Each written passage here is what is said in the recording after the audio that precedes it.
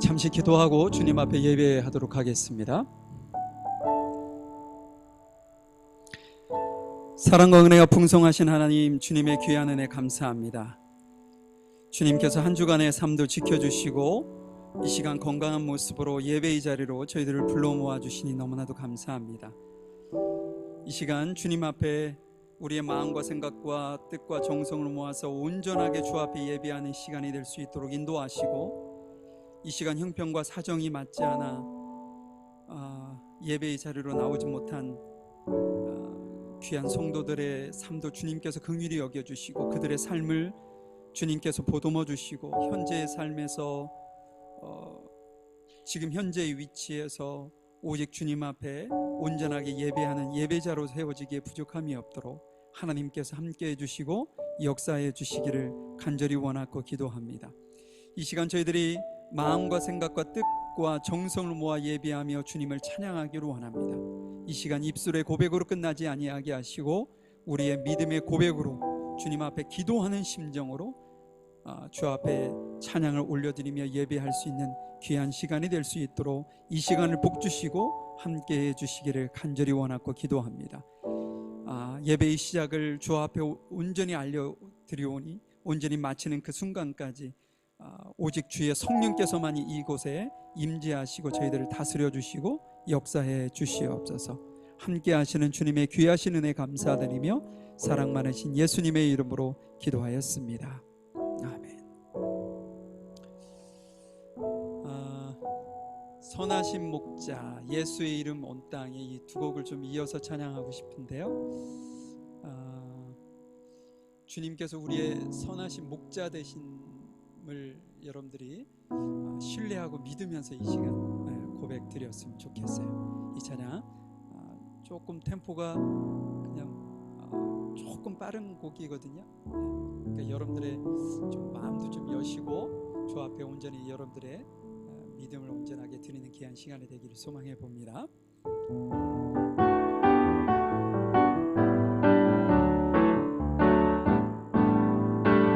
선하신 목자, 날 사랑하는 분, 주 인도하는 곳 나가리.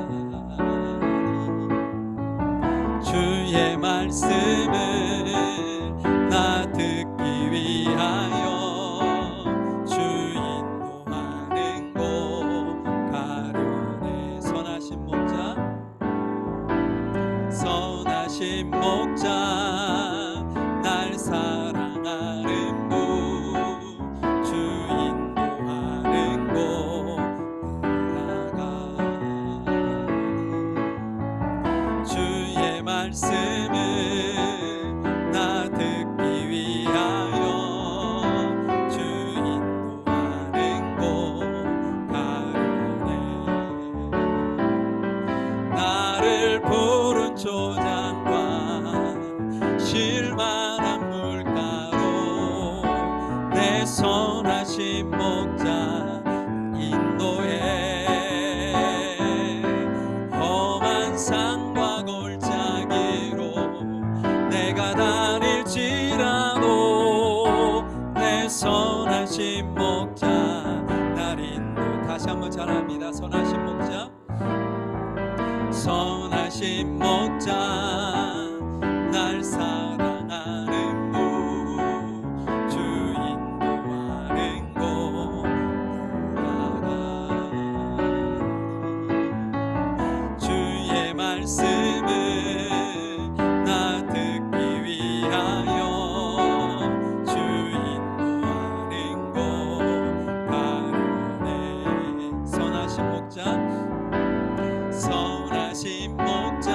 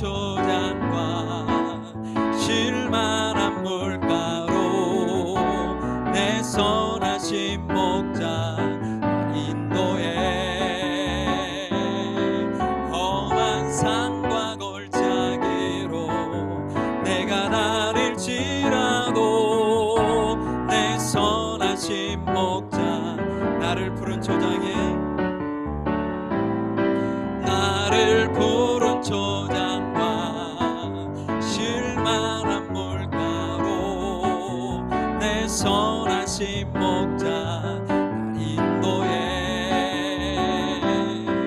험한 산과 골짜기로 내가 다닐지라도 내 선하신 목자 날 인도해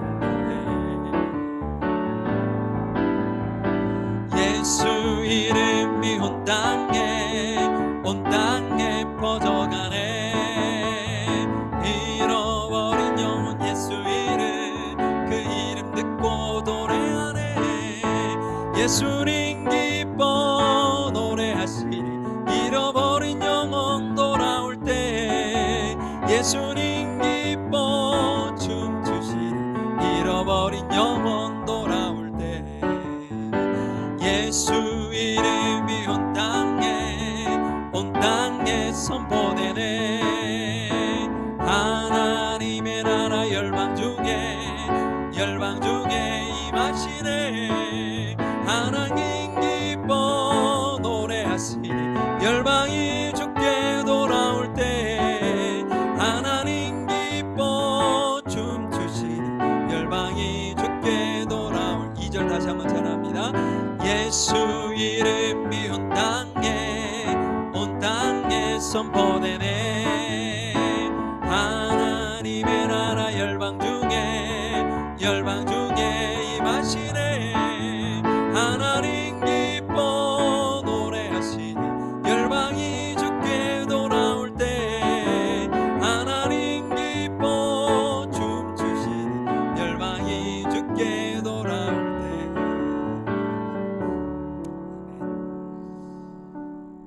마지막 곡이 약할 때 강함 대신에 찬양인데요. 이 찬양 들으시고 함께 좀 기도하는 시간을 가졌으면 좋겠어요. 하나님의 은혜와 어떤 사랑에 대한 여러분들의 삶 속에서 느꼈던 어떤 그의 다른 어떤 기도를 좀 하나님 앞에 드렸으면 좋겠어요. 내 삶에 하나님께서 사랑으로 은혜로 인도하시는 것 한번 고민해 보시고 그거에 대해서 하나님 감사합니다. 주의 은혜가 아니었으면 제가 지금까지 이렇게 온전하게 서 있지 못했을 것입니다. 이런 고백과 함께 주님 앞에 기도하셨으면 좋겠고요. 지난 한 시간을 이렇게 뒤돌아보면서 한 주간 뒤돌아보면서 내가 하나님의 뜻, 선하신 뜻대로 살지 못한 것이 무엇이 있을까 이렇게 한번 자신을 뒤돌아보면서 주님 앞에 그런 어떤 하나님의 선하신 뜻대로 살지 못했던 걸 주님 앞에 내려놓으면서 회개하는 시간을 좀 가졌으면 좋겠어요. 하나님 제가 그 또한 주님의 인도하심과 도우심을 따라서 승리하기를 원합니다. 어려운 시기에 힘과 은혜로 날 도우신 주님 앞에 좀 감사했으면 좋겠어요. 그리고 교회를 위해서 교회가 온전하게 연합되고 하나가 되어서 생명을 살리는 귀한 사명을 잘 감당할 수 있도록 위해서 기도해 주시고요. 지금 생업과 질병 여러 가지 어려움으로 인해서 힘들어하고 있는 이들이 있어요. 그들을 위해서 하나님 돌보시고 인도하셔서 승리하실 수 있도록 주님 도와주십시오. 여러분들의 어떤 직장과 생업을 위해서도 함께 기도한 시간 갖도록 하겠습니다.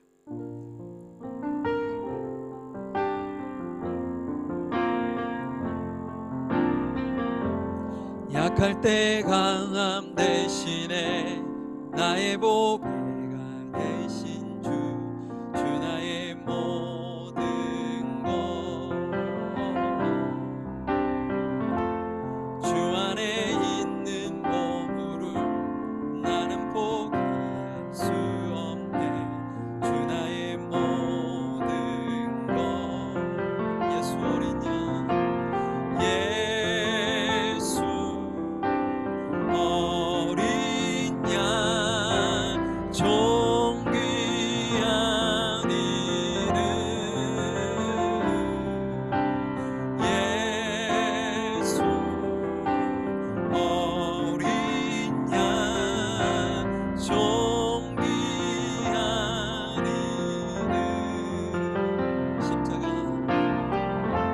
십자가 죄사하셨네 주님의 찬양해 주 나의 모든 것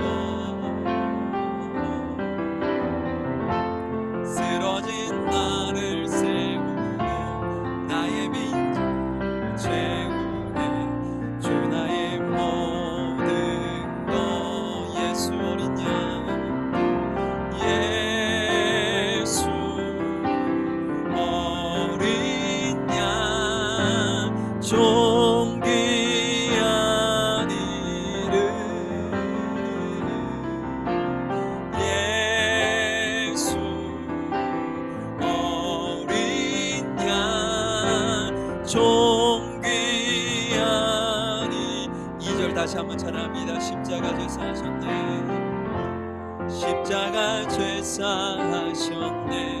주님의 찬양해 주 나의 모든 것. 쓰러진 나를 세우고 나의 빈 채우네. 주 나의 모든 것. 예수 어린 양, 예수 어린 양, 존귀한 이름. 예수 어린 양, 존귀한 이 시간 함께 기도하시도록 하겠습니다. 사랑 많으신 아버지 하나님, 주님이 귀하신 은혜 진실로 감사합니다. 이 시간 저희들이 주님 앞에 예배의 자리로 나오면서 그동안 하나님께서 저희들을 사랑하시고 저희들을 은혜 가운데 인도하시고 어려운 가운데서도 저희들이 승리할 수 있도록 늘 우리의 산성이 되시고 우리의 요새가 되어주시고 우리의 힘이 되어주신 그 주님 앞에 이 시간 온전히 감사하며 나아가기를 소망합니다. 아버지 하나님, 극진한 사랑으로 변함없는 사랑으로 무엇과도 비교할 수 없는 사랑으로 저희들을 아버지 하나님의 끝까지 사랑해 주시고 인도하시는 데 감사합니다. 무엇보다도 죽을 수밖에 없는 저희들을 주님께서 사랑하셔서 저희들의 죄를 대신하여 십자가에 죽으신 놀라우신 은혜를 이 시간 감사하며 주 앞에 나아갑니다. 아버지 하나님께서 인도하시고 역사하셔서 주님의 인도하심 가운데 풍성함이 있게 하시고 그 사랑을 누리며 그 은혜를 누리며 사는 저희들 되어질 수 있도록 아버지 하나님께서 역사하시고 인도하여 주시옵소서. 이곳 가운데도 함께 하시는 저희 주님을 찬양합니다. 능력의 주여 온전케 하시는 걸어가신 주님께서 저희들을 보시고 인도하시고 역사하셔서 걸어가신 아버지께 영광 돌리게 하여 주옵소서. 우리의 교회를 주님께서 기억하시고 지금까지도 하나님께서 선하게 인도하셨던 것처럼 우리 물과 심중교회가 주님 앞에 온전하고 하나가 되게 하여 주시고 연합하여 생명을 살리는 그 일에 저희들이 온전하게 헌신하며 영광 돌리게 부족함이 없는 저희들 모두가 되어줄 수 있도록 하나님 함께 하시고 역사하시는 도와주시옵소서. 또한 온전히 질병으로 고통당하고 있고 경제적 어려움으로 인하여 힘들어하고 있는 성도들을 주님께서 기억하셔서 그들의 삶을 중앙하시고 그들의 삶을 이끌어주시고 아버지 하나님의 어려운 가운데 주님을 온전히 의지하고 주님의 도우심을 인하여 승리하는 귀한 은혜가 임할 수 있도록 역사하시고 인도하여 주시옵소서. 우리 귀한 성도들의 아버지 하나님의 생업과 아버지 십자가의 모든 것들을 주님께서 주관하시고 주님께서 경영해 주시고 주님께서 이끌어 주셔서 아름다운 모습으로 주 앞에 세워지게 하시고 그것으로 인하여 주의 영광 위에 주의 나라 의를 위해 확장하는 일에 주님이 온전하게 헌신하며 나아갈 수 있도록 역사하시고 인도해 주시기를 간절히 원하고 기도하며 드립니다. 사랑과 은혜가 풍성하신 아버지 하나님, 주님의 귀한 은혜 감사합니다.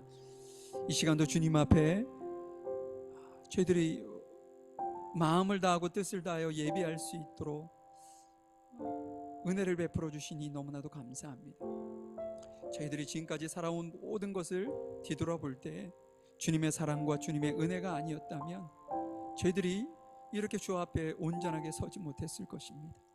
아버지 하나님, 늘 하나님의 사랑과 은혜에 감사하는 저희들 되게 하시고 그 은혜에 온전히 감격하여 늘 주 앞에 나아가는 저희들의 삶이 되어질 수 있도록 도우시고 역사하여 주시옵소서. 사랑과 은혜가 풍성하신 아버지 하나님, 우리 귀한 성도들 한 가정 한 가정을 주님께서 기억해 주시고 여러 가지 어려움으로 또한 질병으로 고통당하고 있고 힘들어하는 그들을 위로하시고 그들에게 더욱더 큰 은혜와 풍성하신 은혜로 그 모든 일들 가운데 주님의 인도하심과 역사하심 속에 아버지 이겨나갈 수 있도록 도우시고 오직 주님만을 붙들고 주님을 의지하는 그 손을 놓지 아니하고 승리할 수 있도록 인도하여 주시옵소서. 우리의 늘 피해야 할 피난처가 되어주시고 우리의 늘 산성과 요새가 되어주시며 우리의 힘이 되어주시는 아버지 하나님만을 오직 의지하고 그분을 신뢰하면서 승리하는 저희들 모두가 되어질 수 있도록 역사하시고 인도하여 주시옵소서. 이 시간 이곳에 주님이 저희들과 함께 하심을 믿습니다. 능력의 주께서 친히 저희들을 붙잡아 주시고 승리할 수 있도록 역사하여 주시옵소서. 함께 하시는 주님의 귀하신 은혜를 감사드립니다. 모든 것 주님께 감사드리며 사랑 많으신 예수님의 이름으로 기도하였습니다. 아멘. 우리 사도신경으로 우리의 신앙을 고백하시고요. 오늘은 민보영 권사님 나오셔서 저희들을 대표해서 기도 인도해 주시도록 하겠습니다. 전능하사 천지를 만드신 하나님 아버지를 내가 믿사오며 그 외아들 우리 주 예수 그리스도를 믿사오니 이는 성령으로 잉태하사 동정녀 마리아에게 나시고 본디오 빌라도에게 고난을 받으사 십자가에 못 박혀 죽으시고 장사한 지 사흘 만에 죽은 자 가운데서 다시 살아나시며 하늘에 오르사 전능하신 하나님 우편에 앉아 계시다가 저희로서 산자와 죽은 자를 심판하러 오시리라. 성령을 믿사오며 거룩한 공예와 성도가 서로 교통하는 것과 죄를 사하여 주시는 것과 몸이 다시 사는 것과 영원히 사는 것을 믿사옵나이다. 아멘. 존귀하신 하나님 아버지, 주님의 참견하심과 인도하심으로 매 순간 무탈하게 보내게 하셨다가 이번 주일에 우리들을 주님의 성산으로 인도해 주셔서 예배 드릴 수 있도록 예배의 자리로 앉혀주신 주님께 감사의 기도를 드립니다. 사랑의 주님, 한 주간도 살면서 우리의 할 바를 다 하지 못하고 우리들의 속옷을 빨지 못하고 또 이렇게 냄새나는 모습으로 나아싸우니 불쌍히 여겨주시사 우리의 죄를 용서하여 주옵소서. 좀 더 바로 서서 말씀 앞에 엎드려 기도하게 하시고 주님의 십자가를 바라보면서 주님께서 우리를 위하여 십자가에 못 박혀 죽으신 것 외에는 아무것도 생각하지 않고 돌아보지도 비틀리지도 움츠리지도 않고 똑바로 걸어가 우리의 믿음이 변하지 않도록 평강과 은혜의 축복을 내려주시사 주님이 이 성산을 아름답게 부흥시키는 도구가 되게 하여 주옵소서. 사랑의 주님, 아름다운 성산 우리 물가의 심기운 교회에 들어오는 사람마다 하나님 아버지의 덧입혀 주신 사랑으로 축복을 받아 하나가 되게 하옵소서. 오늘도 구별하고 선택하여 세우신 오광영 목사에게 쉼없는 기도의 능력과 권능을 더하시고 성령의 두루마리를 덧입혀 주셔서 오직 아버지의 말씀으로 양들을 양육할 수 있도록 은혜를 주시고 성령님의 동행하심과 인도하심이 있기를 간절히 기도합니다. 특별히 반년을 돌아보며 하나님의 인도하심과 은혜의 손길을 감사하며 남은 반년을 인도하실 하나님의 능력의 손길을 기대하며 오늘도 변함없이 우리들을 쉴만한 물가와 푸른 초장으로 인도하사 그리스도의 향기를 마음껏 내풍기며 마음을 비우고 발걸음을 멈추고 가욕을 내려놓고 내가 꼭 잡은 십자가를 놓치지 않게 보호해 주시기를 원하며 사랑 많으신 예수님의 이름으로 감사하며 기도드립니다.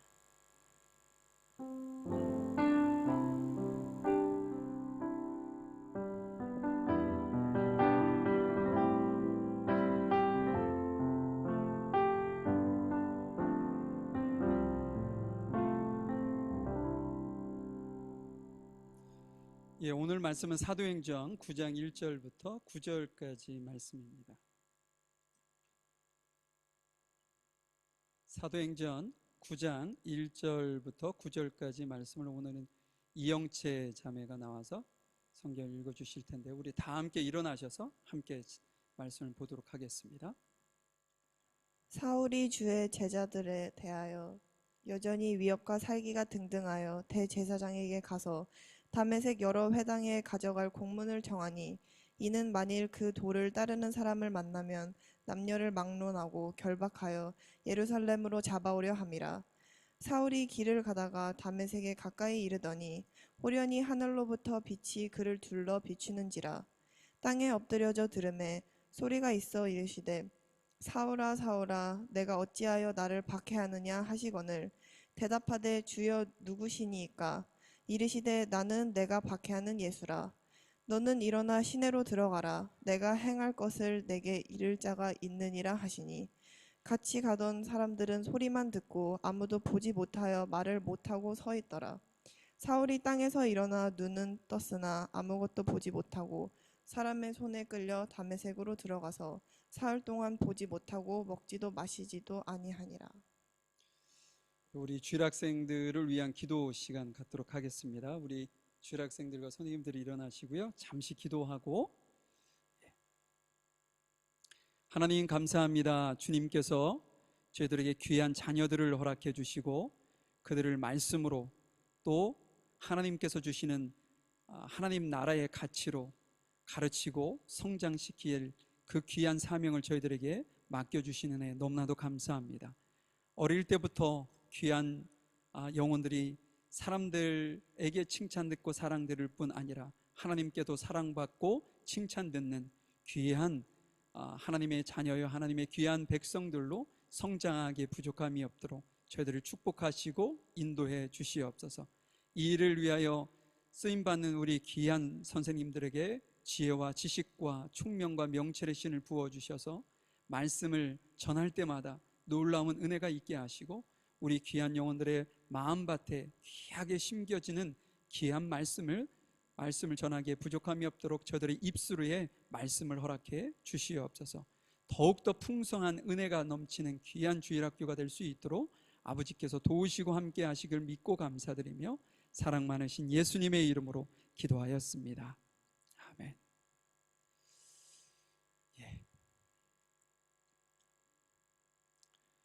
지난 시간에 저희들이 그 8장까지의 말씀을 보았고요. 오늘 이제 9장 말씀인데 오늘 9장 말씀 여러분들이 참 잘 알고 계시는 말씀입니다. 저희가 지난주에 어떤 내용을 봤는지 기억나시나요? 하나님이 계획하신 만남이라는 주제로 여러분들과 말씀을 나눴어요. 지난주에 등장했던 빌립과 내시의 만남이 우연이 아니었다고 제가 말씀을 드렸죠. 하나님께서 만남의 목적을 늘 가지고 계시는데 이때도 분명한 목적이 있으셨다는 거죠. 빌립을 에디오피아 내시에게 이렇게 소개했을 때는 하나님께서 그 내시를 속박으로부터 구속에 이르게 하시려는 분명한 목적이 있으셨다. 근데 그것으로 끝나는 것이 아니라 이 내시가 돌아가서 그 나라에서 복음을 전하고 그 복음이 전해진 그 나라를 통해서 또한 땅끝까지 주의 복음이 증거되도록 하시는 것이 하나님의 목적이셨다라는 이야기를 지난주에 제가 들었던 것 같습니다. 하나님께서 우리에게 동일하게 빌립과 같은 어떤 만남을 우리의 삶 속에서 이어져 가기를 원하신다는 거죠. 그래서 어찌 보면 여러분들의 가정, 일터 혹은 학업, 학생들은 학업, 여러 가지 여러분들에게 주어진 그 현장이 실은 하나님께서 만남을 주선하는 자리라는 거죠. 그래서 여러분들의 삶 속에서 끊임없이 만나지는 만남이 연속이 계속 반복되어지는 그 상황 속에 있는 존재들을 여러분들 그냥 건성건성 대하시면 안 된다는 거죠. 조금 더 진지하게 하나님께서 이 사람을 왜 내게 소개시켜줬지? 거꾸로 이 사람에게 왜 나를 소개시켜줬지? 라는 것을 여러분들이 잊지 않고 그런 어떤 사명감을 가지고 사람을 대해야 된다는 거죠. 그래서 여러분들이 기회가 있을 때마다 그들에게 주님의 사랑도 전할 뿐 아니라 복음도 전하는 그것이 이제 하나님께서 빌립을 통해서 우리에게 적용하신 말씀이었던 거죠. 오늘은 제가 왜 나를 핍박하느냐, 왜 나를 박해하느냐라는 제목으로 말씀을 좀 나눠보려고 해요. 여러분들도 정말 잘 알고 계시는 것처럼 이 사울이 제자들뿐 아니라 신자들을 매우 핍박했잖아요. 그런데 그 핍박했던 이 사울이 극적인 어떤 상황, 그러니까 일반적인 어떤 예수님을 만나고 말씀을 듣고 은혜 받고 해가지고 그분을 믿어지는 그런 수준이 아니라 우리가 봤을 때 아주 극적인 순간을 통해서 이 사울을 하나님의 사람으로 변화시키는 그 과정을 우리가 보게 될 텐데요. 이것이 우리에게 주는 은혜와 또 뭐랄까 우리에게 주어진 도전, 그런 것이 있다는 거죠. 그래서 오늘 제가 여러분들하고 사울에게 예수님께서 왜 나를 핍박하느냐라고 물으신 내용에 대해서 한번 살펴보려고요. 왜냐하면 이 사울은 예수님을 생전에 봤을까요? 못 봤을까요? 못 본 사람입니다. 예수님의 생전에 얼굴도 못 봤고, 그리고 예수님 앞에서 하나님의 말씀을 배우거나 들은 적도 없는 사람에게 지금 예수님께서 왜 너 나를 핍박하니 이렇게 얘기를 하고 있단 말이에요. 예수님 당시에 봤다면 예수님 생전에 뭐 박해나 핍박을 뭐 이렇게 했다면 이런 어떤 표현이 맞지만, 한 번도 보지 못한 사울에게 이러한 표현을 왜 예수님께서 사용하셨을까? 거기에는 이제 의미가 있다는 거죠. 한번 그걸 살펴보도록 하는데요. 한번 1절부터 한번 쭉 말씀을 보면서 확인해 보도록 하죠. 1절입니다. 사울은 여전히 주님의 제자들을 죽이겠다는 생각으로 그들을 위협하고 있었습니다. 그는 제사장에게 가서 다메스커스의 여러 회당에 보내는 편지를 써달라고 했습니다. 남자든 여자든 그 도를 따르는 사람이 있으면 닥치는 대로 붙잡아서 예루살렘으로 끌고 오려는 것이 그의 생각이었습니다. 여러분, 이 본문을 읽으면서 왜 사울이 특별히 그리스도인들을 이렇게 잔인하게 핍박을 할까? 여러분들 그런 생각 안 해보셨어요? 실은 지금 이 계획을 짜기 이전에 어떤 일이 있었어요? 예루살렘 교회에 집사했던 스데반 집사님을 돌로 쳐 죽이는 일이 있었죠. 그 현장의 주동자가 누구였냐면 사울이었단 말이에요. 왜 그는 이렇게 잔인하게 그리스도인들을 핍박하려 했을까? 그건 이 사람의 가지고 있었던 신앙적 배경이라고 할까요? 그걸 좀 우리가 확인하면 도움이 되지 않을까 싶습니다. 예수님 당시에 뭐랄까 신분 혹은 뭐 사상 그런 걸로 해가지고 이렇게 세력화한 그룹들이 있었어요. 그러니까 뭐 예를 든다면 복음서에 자주 등장하는 뭐 사두개인 뭐 혹은 바리새인, 그게 하나의 그 회원을 지칭하는 이야기지만 바리새파 뭐 사두개파 하면 그 그룹을 얘기하는 거죠. 그 당시에 대표적인 그룹이 바리새파 사두개파였습니다.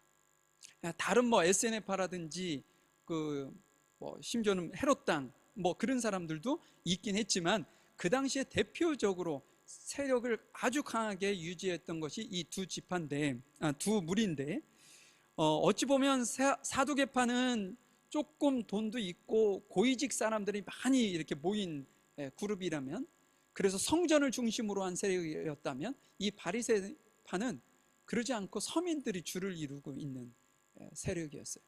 지금 바울은 어디에 속했냐면 이 바리새파에 속한 사람이었습니다. 바리새파에 대해서 잠시 조금만 더 말씀을 드린다면, 바리새파라는 그 말의 의미가 뭐냐면 분리된 자라는 뜻이에요. 분리된 자. 이 그 말의 뜻의 의미를 보아서도 여러분들이 조금 짐작할 수 있겠죠. 이 사람이 뭐랄까 조금 엄격하겠다, 무엇인가 이렇게 타협을 잘 안 하겠다, 뭐 구별된 생활을 하려고 노력을 하겠다, 뭐 이런 느낌이 풍기는 명칭을 가지고 있죠.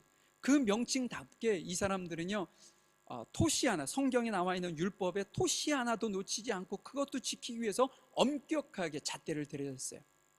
그래서 뭐 법도 세부적으로 쫙 나눠가지고 해야 할 법, 하지 말아야 될 법을 백성들에게, 자기들이 서민층이니까 서민들에게 아주 강력하게 강조하고 강요했었다는 거죠. 그들은 또한 죄를 용서받거나 구원을 받는 데 있어서 전통으로 지금까지 쭉 내려왔던 것들 있죠. 그러니까 구약의 뭐 제사나 이런 것들, 어린 양의 피를 계속 흘리는 피의 흘림이 있어야 된다든지 뭐 이런 것들을 통해서만 회개가 이루어지고 구원을 받을 수 있다는 그런 믿음을 가지고 있었던 무리예요. 또 그들은 자기들만의 어떤 규범을 가지고 있었는데, 어떤 것이 있었냐면 바리새파 사람들이 아닌 사람하고는 밥도 먹지 않았어요. 이들은 아주 정말 그 사두개파도 어찌 보면 하나님의 말씀을 연구하는 이들이거든요. 같은 유대교 안에서도 자기들끼리만 놀았다는 거죠. 그리고 심지어는 바리새파 소속 제사장 그들이 아니면 11조도 드리지 않았어요. 그러니까 11조는 뭡니까? 하나님의 것을 하나님께 드리는 거잖아요. 그런데 자기 마음대로 했다는 거예요. 드리고 싶으면 드리고, 드리기 싫으면 드리지 않고, 누구에게 드리고 싶으면 누구에게 드리고 말이죠. 지금 이 바리새파가 자기들 어떤 세력화 안에 있는 사람들에게만 그런 어떤 하나님의 법을 지켰단 말이죠. 또 그들은 열심히 특심했어요. 그래서 일주일에 2번씩 금식을 했고요. 월요일, 목요일. 그럼 1년에 한 3분의 1 정도는 금식을 했다는 얘기거든요. 이게 보통 열심히 아니면 이렇게 할 수 없죠. 근데 성경을 여러분들 그런 생각을 가졌을 거예요. 이런 것만 봐도 이 사람은 정말 말씀을 지키려고 부단히 노력했던 집단이구나. 근데 복음서에 보면 예수님께서 그들을 독사의 자식이라든지 막 아주 신랄하게 비판을 하시거든요. 그 이유가 뭐였나요? 이런 모양은 너무나도 형식적인 것은 잘 지키는데 그 본질을 지키지 않는 거에 대해서 예수님께서 아주 강하게 질타를 하셨다는 거예요. 좀 전에 말씀드렸던 11조 문제도 마찬가지죠. 하나님께서 하나님께 드리는 것인데 그들은 형식화되었다는 말을 하고 있는 거죠. 이처럼 사울은 이 바리새파의 이 엄격한, 그리고 어찌 보면 아주 과격한 그러한 신앙의 기초하에 있었기 때문에 자신들의 신앙을, 예수님으로부터 제자들 또 그리스도인들 자체도 자신들의 어떤 신앙의 모습을 부정하고, 혹은 유대교를 탈퇴하고 유대교를 비판하는 그러한 모습을 가지고 있는 그리스도인들을 그냥 둘 수가 없죠. 그래서 그들은 그리스도인들을 이단자 혹은 하나님을 모독하는 신성 모독죄로 단죄했다는 거예요. 여러분, 이런 어떤 그 기초를 본다면 이들이 왜 제자들을 그렇게 심하게 박해를 했는지 조금은 여러분들이 이해하실 것입니다. 이 사울이 가지고 있었던 어떤 신앙의 그 기초 때문에 그렇던 거죠. 그런데 여러분, 오늘 본문을 보니까 이걸로 끝나지 않았어요. 그의 열심과 그의 열정은 예루살렘 안에 있는 성도들을 붙잡아서 감옥에 가두고 핍박하고 심지어는 죽이는 이걸로 끝나지 않았다는 거예요. 어떻게 했느냐? 오늘 본문에 보니까 예루살렘을 떠나 흩어진 그들도 붙잡으려고 지금 대제사장에게 편지를 요청하는 내용이 납니다. 이 무슨 얘기냐면 기독교를 완전히 뿌리까지 뽑으려고 했던 사울의 열정이 드러난 거죠. 자, 3절 한번 4절 한번 보도록 하죠. 이런 마음을 가지고 사울이 어떻게 하고 있는지 보죠. 자, 사울이 길을 떠나 다마스커스에 가까이 이르렀을 때였습니다. 갑자기 하늘로부터 밝은 빛이 사울을 둘러 비췄습니다. 사울은 땅에 엎드려졌습니다. 그때 사울아 사울아 내가 왜 나를 박해하느냐 하는 소리를 뚜렷이 들었습니다. 여러분, 다마스커스는요 예루살렘으로부터 기준으로 본다면 북쪽으로, 그러니까 북쪽으로 올라가면 사해에서 요단강을 타고 올라가면 갈릴리 바다 호수가 있죠. 그거부터 더 위로 올라가면 다마스커스라는 도시가 나옵니다. 예루살렘으로 한 최소한 200km 이상을 가야 하는 아주 먼 거리죠. 그곳에 지금 사울이 가려고 작정을 했다는 거죠. 그래서 편지를 받았습니다. 근데 여러분, 사울이 다마스커스로 가려고 목적지를 그곳으로 정한 것으로 보아 그곳에는 누가 많았을까요? 흩어진 그리스도인들이 그곳에 많이 모여 있다는 정보가 있었던 거죠. 그래서 그곳에 목적지를 두고 그가 가려고 했던 거예요. 근데 목적지에 거의 다다랐는데 갑자기 하늘로부터 아주 강한 빛이 쏟아지더니 그를 휘감았다, 이렇게 얘기하고 있어요. 그 빛이 얼마나 강했던지 그의 눈은 앞을 보지 못하도록 실명이 되었고요. 그 다음에 어떻게 해요? 그 정도는 우리도 태양을 오랫동안 보면 실명될처럼 그렇게 느껴지잖아요. 그런데 그 빛의 힘이 그곳으로 끝나지 않고 사울을 어떻게 해요? 땅바닥에 주저앉게 만들었어요. 어떤 힘이 와가지고 꽉 누른 것도 아니에요. 그냥 하나님의 빛이 임했더니 그가 눈은 멀고 그는 땅바닥에 꼬꾸라지는 그런 어떤 상황이 연출되었다는 거죠. 이것이 하나님의 임재하심입니다. 하나님께서 임재하셨더니 사울이 지금까지 누렸던 그 당시만 해도 사울의 그 모습, 이름만 들어도 사람들이 불불 떨 정도로 의기양양했었단 말이에요. 그런데 그런 사울의 모든 것이 하나님께서 임재하시는 그 하나만으로 모든 것이 다 무너져 내리는 그런 모습을 우리가 보게 됩니다. 그 순간, 모든 것이 다 무너지는 그 순간, 자신의 이름을 부르는 누군가의 음성을 듣게 됩니다. 이 음성을, 사울아 사울아 내가 왜 어찌하여 나를 박해하느냐, 핍박하느냐, 이 음성을 듣는 순간 사울은 그렇게 생각이 들었지 않았겠어요? 이 음성이 누구지? 누가 나에게 이런 음성을 하는 거지? 혹은 내가 도대체 누구를 핍박했다고 자신을 핍박하느냐고 묻는 거지? 이 사람이 누군데?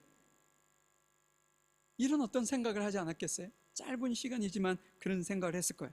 그러면서 사울이 이렇게 고백합니다. 5절입니다. 사울은 주님은 누구십니까? 라고 물었습니다. 나는 내가 박해하는 예수다. 사울이 들려오는 소리를 향하여 물은 거예요. 그런데 그 물음을 당신은 누구십니까? 라고 하지 아니하고 주님은 누구십니까? 라고 물었습니다. 사울이 지금 나를 부르는 것이 하나님이시구나 라고 알아서 이렇게 한 것이 아니에요. 그 신비로운 그 빛이 자기를 혹은 이렇게 들려져 오는 그 음성에, 하나님의 음성이 얼마나 위험 있게 들려왔겠어요. 그 음성에 압도당해서 자신도 모르게 하나님께 마치 묻듯이 주님 누구십니까? 라고 물었다는 거죠. 사울이 지금까지 얼마나 교만하게 살아왔어요. 그런데 실은 하나님을 온전하게, 하나님의 어떤 임재하심을 통해서 하나님을 제대로 만났더니 그 교만함이 무너지고요, 자신이 지금까지 세력으로, 힘으로 가지고 의지했었던 그 모든 것들이 주님 앞에서 다 무너지는 겸손한 사울이 되어버리고 말았어요. 당당하게 누구 앞에서는 무릎 꿇지 않던 사울이 무릎을 꿇고 땅에 엎드러지는 일이 벌어졌다는 거죠. 여러분, 우리가 예수님을 믿으면서, 우리가 하나님을 믿는다고 하면서 우리가 아직도 교만한 마음을 가지고 우리가 살지는 않는가 싶어요. 모든 영역 가운데 말이죠. 우리가 하나님을 온전하게 믿는다고 하면서도 많은 사람들에게 상처 주기도 하고 말이죠. 말을 함부로 한다든지, 그래서 남들의 상처, 그리고 남을 험담하고 여러 가지 일들을 교만한 마음으로 하고 있단 말이죠. 근데 그것은요, 우리가 하나님을 온전하게 만나지 못한 후유증일 수도 있습니다. 그냥 우리가 당신은 예수님 믿습니까? 예, 믿습니다. 예, 당신은 구원 받았어요. 너무 하나님을 믿어 구원에 이르는 것을 너무 값싸게 우리가 취급했기 때문에 이런 일이 벌어진 거예요. 잠시 후에 또 우리가 살펴보겠지만 지금 사울은요, 하나님의 임재 앞에 자신이 겸손해야 한다는 사실을 알게 되었다는 거죠. 이렇처럼 뜻밖의 어떤 그 상황을 접한 사울이 땅에 엎드려져서 뜻밖의 음성을 듣게 됩니다. 그것은 뭐예요? 나는 내가 박해하는 예수다. 이 말씀을 듣는 순간 사울이 어떤 그 여러 가지 생각이 들었겠죠. 예수라고 그러는데, 첫 번째는 이것을 생각했을 거예요. 어찌 보면 우리 인전 신앙의 예수님을 만난 그 은혜를 아는 사람이라면 예수님께서 날 찾아와 주셨구나, 이거에 대한 은혜가 있겠죠. 그런데 지금 사울은 그런 수준은 아니었다는 거예요. 그러면 사울에게 예수님이 찾아오셔서 나는 내가 박해하는 예수다라는 그 이야기를 할 때 엄청난 충격을 이 사울은 받았을 것이라는 거죠. 왜냐? 지금까지는요, 예수님을 믿는 사람들이 이렇게 예수님의 어떤 말씀을 따라가면서 믿음을 가졌다라고 얘기하는 그들의 어떤 신앙적 고백을 사울은 어떻게 생각했어요? 거짓으로 생각했어요.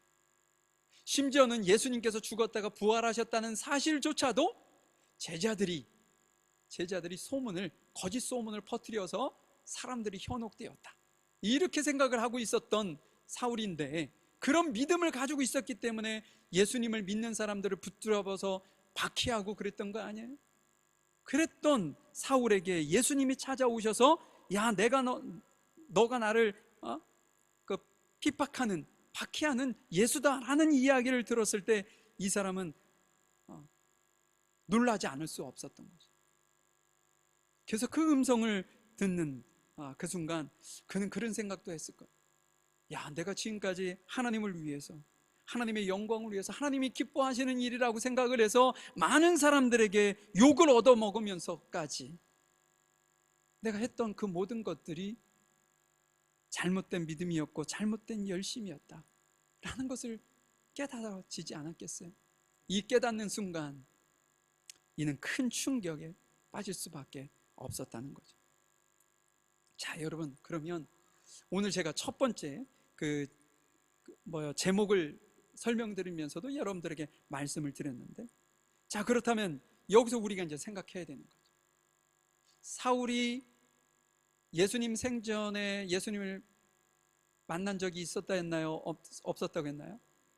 없었다고 했죠. 근데 만난 적도 없는 사울에게 예수님께서 왜 책임을 묻죠? 왜 너가 나를 박해하느냐? 라고 물으셨다면 그것은 실언이 아니라 분명한 이유가 있기 때문에 예수님께서 사울에게 물었지 않겠어요? 자, 그러면 그 의미를 우리가 찾는 것이 중요할 것입니다. 그 이유를 한번 찾아보죠. 왜 예수님께서는 사울에게 너가 왜 나를 핍박하느냐고 물었을까? 한번 잠깐 생각해 보실래요?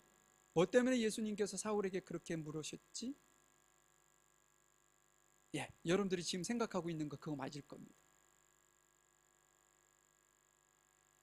자신의 백성, 의로운 그리스도인들을 핍박했기 때문에 예수님께서는 그걸 나를 핍박하는 것으로 생각했다는 거죠. 여러분, 의로운 그리스도인들은 누구를 주인 삼고 있는 이들인가요? 주님을 주인 삼고 있는 이들 아니에요. 그러니까 주인을 주인님으로 모시고 있는 자신의 백성들을 핍박하는 것을 곧 예수님께서는 자신을 핍박하는 것으로 생각했다. 우리도 마찬가지죠, 실은. 만약에 우리의 자녀가 바깥에 나갔는데 이유 없이 누군가에게 아주 모욕적인 행동을 당했어. 근데 그 모욕적인 행동을 하는 그 사람이 나를 모르는 게 아니야. 나를 아는데도 불구하고, 내 자녀라는 것을 아는데도 불구하고 모욕적인 언사를 했어요. 그러면 그 모욕이 누구에게 오나요? 부모인 내게 오는 겁니다, 실은. 그 예수님께서 지금 그런 말씀을 하고 계시는 거죠. 이런 예가 들지 않아도 예수님께서는 그런 말씀을 하신 적도 있어요. 이 작은 소자 하나에게 한 것이 곧 나에게 한 것이다. 여러분 지금 현재 내 곁에 있는 형제 자매들도 있고요.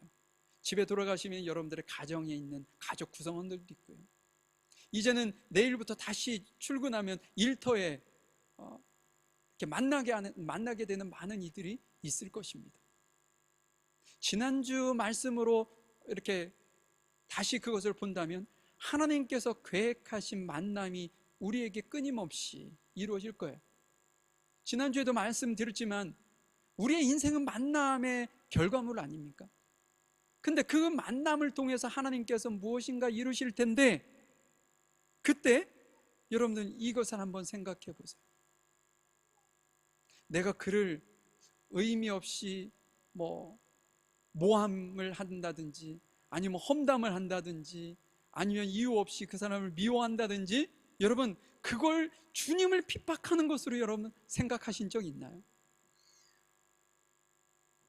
제가 지난주에도 그래서 더욱더 우리에게 주어진 만남을 우리가 너무나도 신중하게, 진지하게 받아들여야 된다는 말씀을 하고 있는 거예요. 사업을 하시는 분들은 거기 직원들을 대할 때 그런 어떤 자세로 대해야 되고요.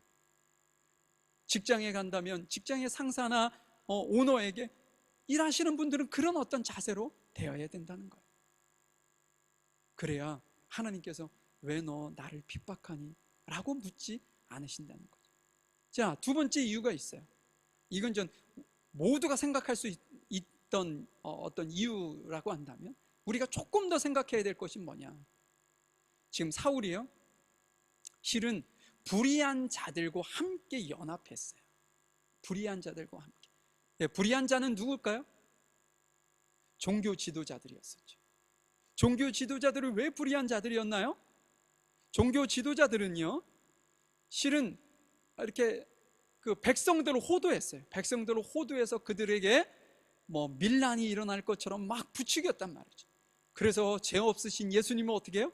십자가에 못 박게 만든 것이 누구를 부추긴 거예요? 백성들을 부추긴 거예요. 누가? 종교 지도자들이.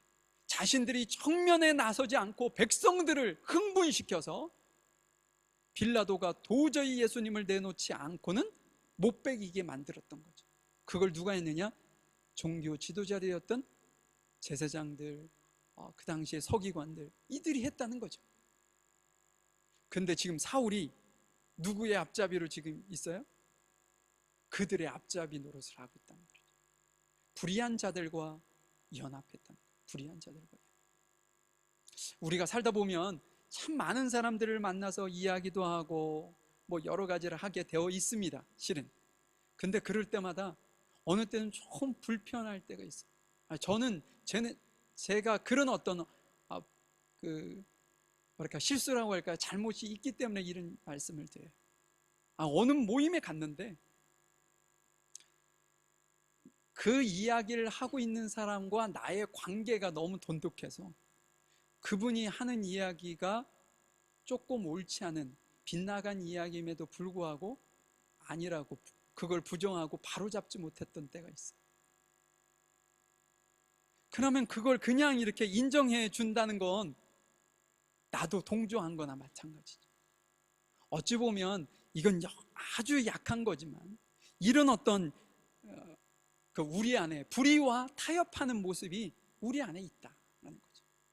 하나님께서는 이 사울의 이 불의한 것과 타협하는 것을 뭘로 봤냐? 나를 핍박하는 걸로 봤다는 거죠. 한 가지 더 우리가 예를 들어본다면, 사울은 그 누구보다도 철저하게 예수 그리스도를 부인했습니다. 나를 부인하는 것이 곧 나를 핍박하는 거야 라고 지금 이야기를 하고 있는 거죠. 예수님의 어떤 그리스도 되심, 구원자 되심, 예수님이 곧 하나님이시라는 것을 누구는 부인했어요? 사울은 부인했어요. 그렇기 때문에 그리스도인들을 핍박하고 쫓아다니면서 그를 막 공경에 빠뜨리는 그런 일을 했다는 거죠. 여러분, 우리가 예수님을 믿고 오늘도 여러분들은 준비된 마음으로 오셔서 예배를 드립니다. 예배를 온전하게 드리고 갔어요. 근데 여러분들이 일주일 생활 안에 하나님을 인정하지 않고 여러분의 뜻대로 살아간다면 이 또한 여러분 주님을 박해하는 거나 마찬가지입니다. 여러분의 삶 속에서 분명하게 여러분들의 삶을 이끌어 가시는 하나님의 존재가 드러나야 되는 거예요. 실은. 내가 예수님 믿는 걸 남들이 몰랐으면 좋겠어요. 내가 티내고 예수님 믿고 싶지 않거든요. 그거 충분히 이해하지만 여러분들이 입술로 이야기를 하지 않더라도 여러분들의 삶 속에서는 세상의 가치와 기독교의 하나님의 가치와 다르기 때문에 분명하게 드러나게 되어 있습니다. 여러분들이 세상의 가치를 따라 살지 않는다면 분명하게 드러나게 되어 있어요. 그런 삶을 얘기하는 거죠. 자, 그러면 예수님 앞에 이런 이야기를 들었을 때 사울이 가졌을 생각을 여러분들이 생각하세요. 그리고 그러면 이 사람이 도착한 다마스커스에 도착한 이후에 어떤 일을 했는지 한번 보도록 하죠. 9절 말씀입니다.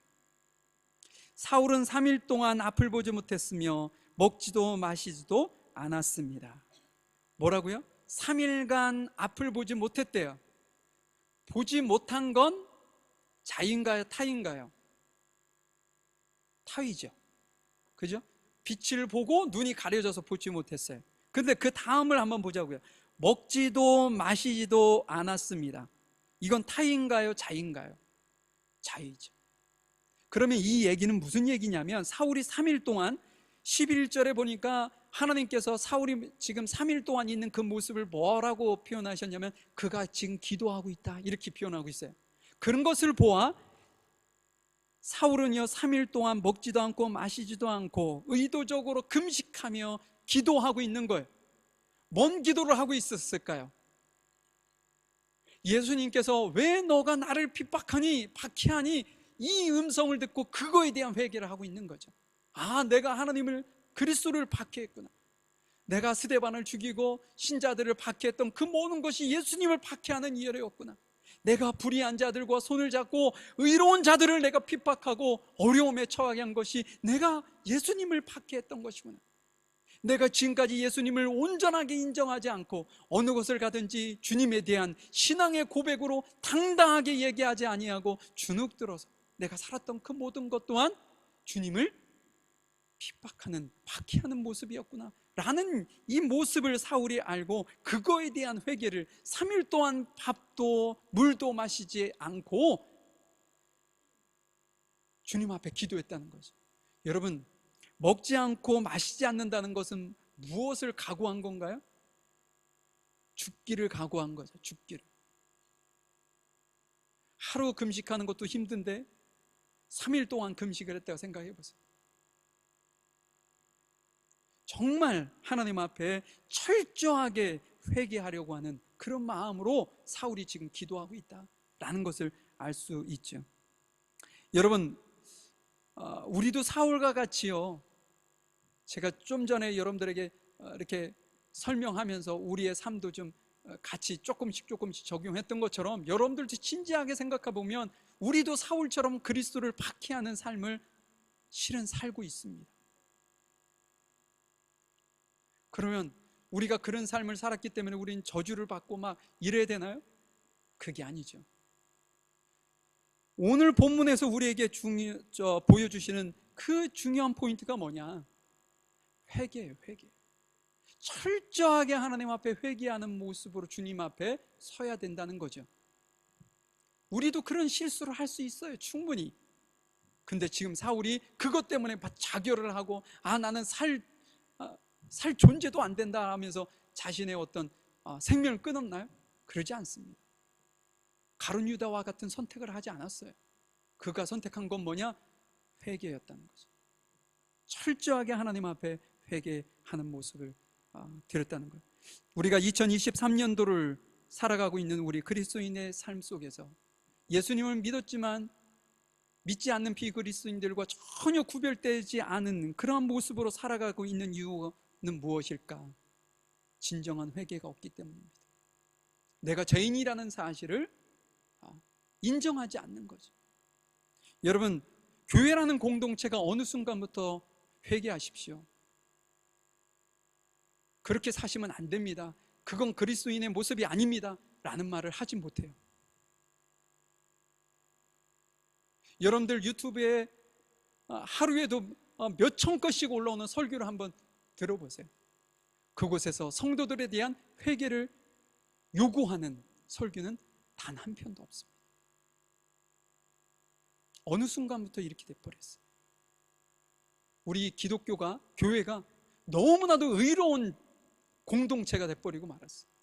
그 누구에게도 책망과 어떤 권면을 듣지 않는 공동체가 되어버리고 말았다는 거죠. 이게 어떻게 보면 슬픔이죠. 슬픔입니다. 회개가 없는 공동체는요, 타락하게 되어 있어요. 지금 우리가 구별되이 살지 못하는 그러한 모습은 이런 진정한 회개가 없기 때문이었다. 근데 지금 사울이 어떻게 하고 있어요? 자신의 이전 모습을 돌이키면서 아주 철저하게 자신의 모든 걸 드러내고 생명을 걸고 회개하는 모습을 우리에게 보이고 있다. 오늘 말씀을 좀 마무리해 보도록 하죠. 질문으로 말씀을 좀 맞춰 보려고요. 예수님께서 우리에게 혹은 나에게 왜 나를 박해하느냐고 물으신다면 여러분들은 뭐라고 대답하시겠습니까? 저는 그런 일이 없으니까 괜찮습니다, 이렇게 얘기하실 수도 있어요. 근데 제가 예전에 이 얘기만 하고 마치죠. 제가 아이들을 데리고 교육부서를 맡고 있었을 때 수련회를 이렇게 다녀와요. 수련회 다녀오면 수련회 가서 아이들이 막 예배 시간에 자신의 죄를 회개하기도 하고 말씀의 은혜 받아가지고 찬양을 막 뜨겁게 부르는 그 모습을 하고 와요. 그런데 집에 오면 누구에게 가장 먼저 혼나냐면 엄마한테 가장 먼저 혼나. 야, 너는 수련회 가서 은혜 받았다는 애가 행동이 그게 뭐야? 이거부터 혼나요. 그 아이들이 가장 먼저 와서 저한테 하는 얘기가 그거에 대한 상처예요. 수련회 가서 은혜 받았으니까 완전히 탈바꿈한 모습을 이제 기대하는 거지, 실은. 그러면서 야, 그 정도면 됐어. 더 열심히 믿을 거 없어. 공부나 열심히 해. 이게 이제 우리 입에서 흔히 나올 수 있는 말이죠. 어찌 보면 여러분 그것이 충분히 그럴 수도 있는 이야기이긴 하지만 하나님 입장에서 보면 얘가 나를 핍박하고 있네 라고 생각하실 수도 있습니다. 어떤 의도에서 그런 이야기를 하느냐에 따라서 말이죠. 우리가 혹은 잘못된 길을 알면서도 그 길을 간 적은 없는지, 아니면 주님을 믿는다고 하면서도 강하게 부인은 하지 않지만 그렇다고 해서 내가 예수님을 믿는 걸 드러내고 싶지 않은, 그래서 누군가에게 예수님 믿으라고 권하고 싶지도 않은, 자기가 알아서 하겠지 이러고 있지는 않은지 우리 자신을 좀 뒤돌아볼 수 있기를 간절히 소망하고, 내가 기뻐서 나를 기쁘게 하고 우리를 기쁘게 하려는 것이 아니라 오로지 하나님이 기뻐하시는 그런 삶으로 통해 주님 앞에 온전히 드리기를 소망하는 여러분들 모두가 되시기를 간절히 소망해 봅니다. 우리 잠시 기도하겠습니다. 우리 한번 여러분들 스스로에게 그런 질문을 한번 해보시죠. 제가 좀 전에 여러분들에게 말씀드렸던 질문처럼 예수님께서 너 왜 나를 핍박하는 거야? 라고 만약에 물으신다면 우리가 생각했을 때는 저 그런 적 없습니다 라고 말할 수는 있지만 예수님께서는 하루 종일 우리가 주님을 박해했었던 그 이유를 설명하실 수 있을 것입니다. 이 시간 주님 앞에 하나님, 제가 나를 기쁘게 하고 우리 공동체를 기쁘게 하는 삶이 아니라 주님을 기쁘게 하는 삶으로 제 삶이 드려지길 소망합니다. 이런 어떤 간절한 마음을 가지고 주님 앞에 잠시 묵상으로 기도하는 시간을 좀 갖도록 하겠습니다. 잠시 기도하겠습니다. 아버지,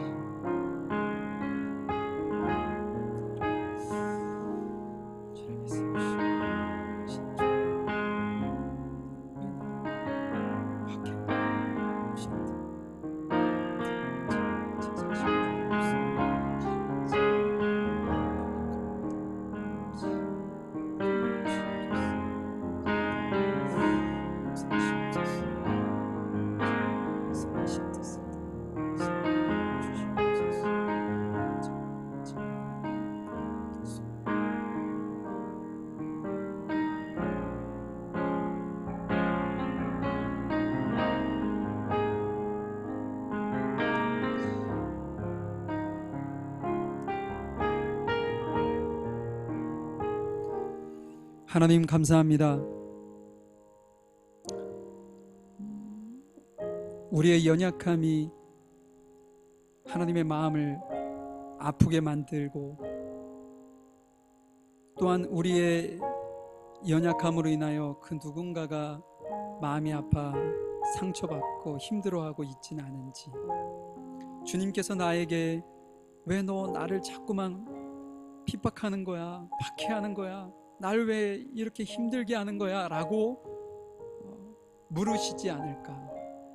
늘 고민하고 내 삶을 점검하고 내 삶 속에서 끊임없이 반복되어져 가는 하나님께서 누군가를 나에게 소개시켜주는 그 대상에게 내가 얼마만큼 최선을 다해서 진지하게 주님의 사랑을 공급하고 주의 복음을 전했는지 이 시간은 우리 자신을 뒤돌아볼 수 있기를 소망합니다. 우리가 하나님께서 원하시는 그러한 모습으로 살아가지 못했던 그 모든 것을 주님 앞에 내려놓으며 되게 하오니 주님 용서하시고 더욱더 주님 앞에 아름다운 모습으로 저희들이 세워져 갈 수 있도록 인도하시고 함께해 주시옵소서. 저희들 도우시는 주를 찬양합니다. 사랑 많으신 예수님의 이름으로 기도하였습니다. 아멘. 우리 417장 큰 죄에 빠진 나를 찬양 들으시고요, 준비하신 예물 드리도록 하겠습니다.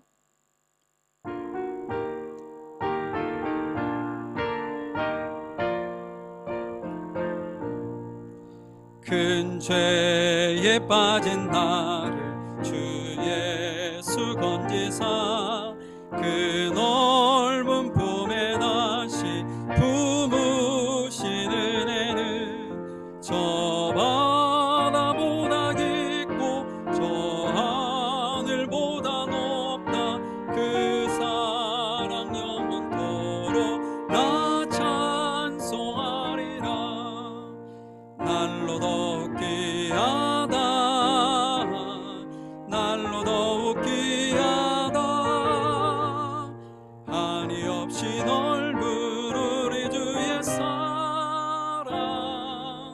날로 더욱 귀하다.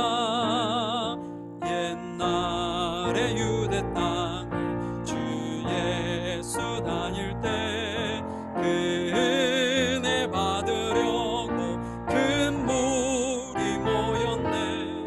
눈먼 자 병든 자를 다 고쳐주셨으니 나 같은 죄인까지 그 은혜 받도다. 날로 더욱 귀하다, 날로 더욱 귀하다. 한이 없이 넓은 우리 주의 사랑, 날로 더욱 귀하다. 주 크신 사랑은 만 백성 위하여 그 십자가의 고난 다 바르셨으니 그 속죄 많은 성도 큰 소리 높이 듣는 온 천지 울리도록 주 찬송하리라. 날로 더욱 귀하다, 날로 더욱 귀하다. 한이 없이 넓은 우리 주의 사랑, 날로 더욱 귀하다.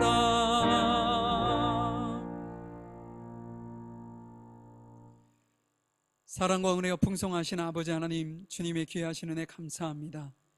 이 시간 주님 앞에 예배하면서 마음과 생각과 정성과 뜻을 모아 주님 앞에 11조 감사헌금, 주일헌금, 성교헌금 갖가지 헌금으로 주님 앞에 드린 우리 귀한 성도들 한 사람 한 사람과 한 가정 한 가정을 주님께서 기억하셔서 저들을 복주시고 하늘의 신령한 복과 땅의 기름진 곳으로 주님 흔들어 넘치도록 채워주셔서 하나님 앞에 온전하게 주의 나라와 의를 위하여 힘쓸 뿐 아니라 많은 이웃들에게 정말 주님의 덕과 은혜를 끼치며 하나님의 사랑을 전하는 귀한 성도들의 삶이 되어질 수 있도록 인도하시고 함께해 주시옵소서. 이 예물이 사용되어지는 곳곳마다 생명을 살리는 귀한 은혜가 있게 하시고 30배, 60배, 100배의 결실을 하여 아버지 하나님의 나라와 의를 아름답게 이루어가는 교회 공동체가 되어질 수 있도록 인도하여 주시옵소서. 지금은 우리 주 예수 그리스도의 크신 은혜와 아버지 하나님의 무한하신 사랑하심과 성령님의 인도하시고 내주하시고 교통하심이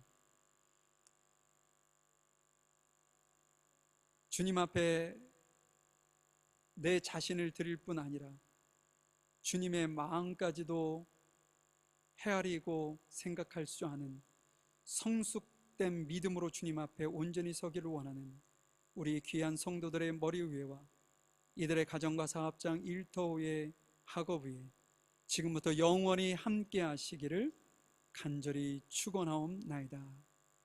아멘.